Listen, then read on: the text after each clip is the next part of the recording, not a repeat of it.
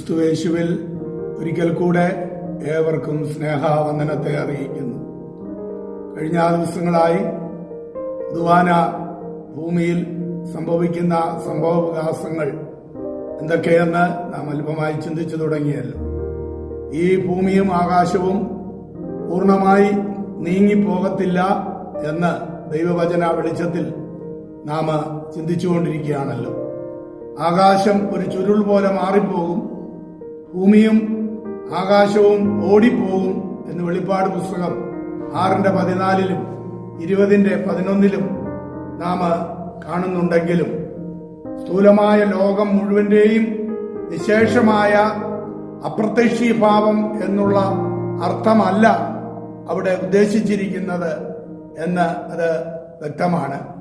കാരണം യോഹന്നാൻ പുതിയ യെരൂശലേം സ്വർഗത്തിൽ നിന്ന് ഇറങ്ങി വരുന്നതായും ജാതികൾ അതിന്റെ വെളിച്ചത്തിൽ നടക്കുന്നതായും പിന്നീട് കാണുന്നുണ്ട്. 21-ാം അധ്യായത്തിന്റെ 2-24 ഒക്കെ വാക്യങ്ങളിൽ അത് നമുക്ക് കാണാവുന്നതുമാണ്.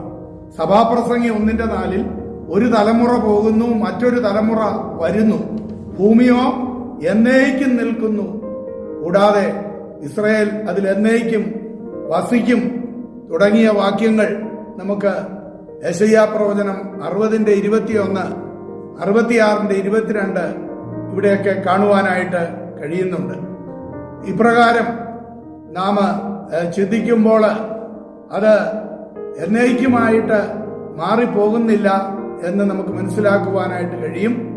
അഥവാ അഗ്നി കൊണ്ടുള്ള ഭൂമിയുടെ ശുദ്ധീകരണത്തിന്റെ പിന്നാലെ വരുന്ന രാജ്യം പുതിയ ആകാശത്തിന്റെയും പുതിയ ഭൂമിയുടെയും രാജ്യമാകുന്നു എന്ന് നമുക്ക് ചിന്തിക്കുവാനും കഴിയുന്ന യാഥാർത്ഥ്യമാണ്.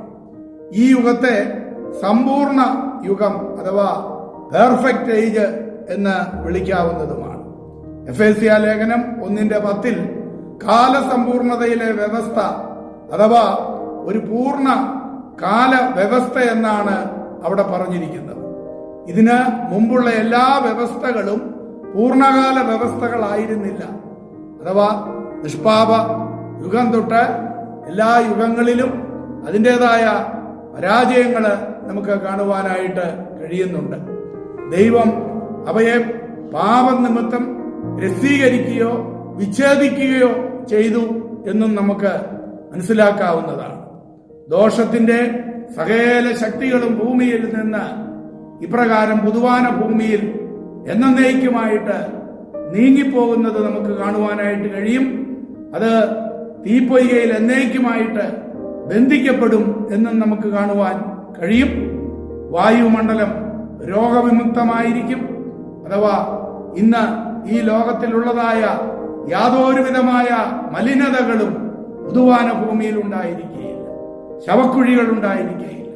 കൊലപാതകങ്ങളോ അങ്ങനെയുള്ളതായ അക്രമങ്ങളോ ഇതൊന്നുമില്ലാത്ത ഒരു പുതിയ ആ ഭൂമിയെ കുറിച്ചാണല്ലോ നമുക്ക് ആ വെളിപ്പാട് പുസ്തകം 21 മുതലുള്ള ഭാഗത്ത് കാണുവാനായിട്ട് കഴിയുന്നത്.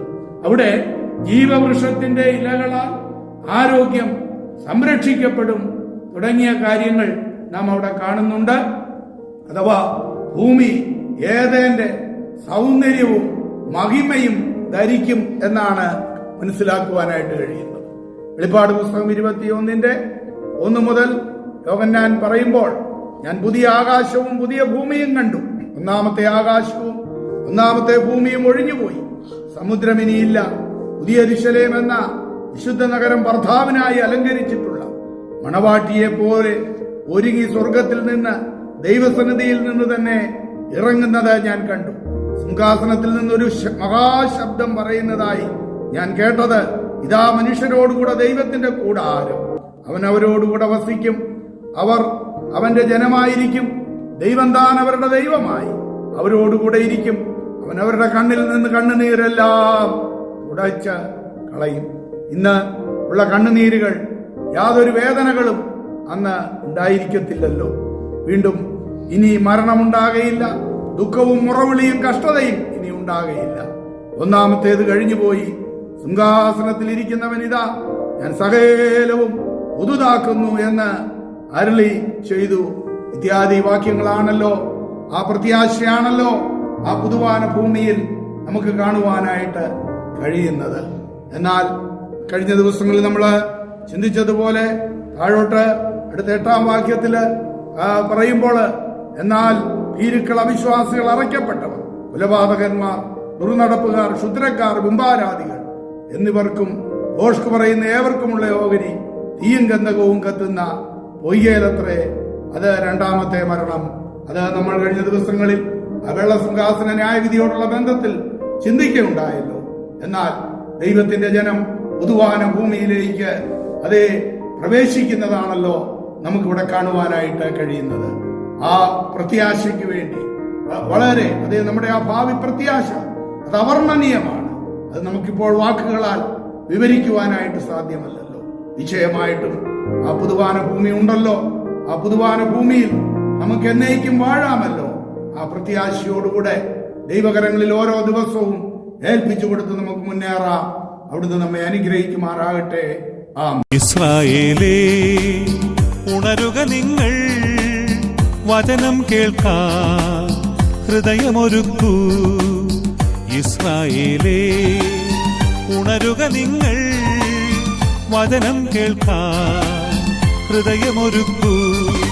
വഴിയിൽ വീണാലോ വചനം ഫലമേകില്ല, വയലിൽ വീണാലെല്ലാം കതിരായിടും. വഴിയിൽ വീണാലോ വചനം ഫലമേകില്ല, വയലിൽ വീണാലെല്ലാം കതിരായിടും. ആകാശം മാറും, ഭൂതലവും മാറും, ആദിമുതൽക്കേ മാറാതുള്ളത് നിൻ വചനം മാത്രം. കാലങ്ങൾ മാറും, രൂപങ്ങൾ മാറും, അന്നും ഇന്നും മായാതുള്ളത് തിരുവചനം മാത്രം.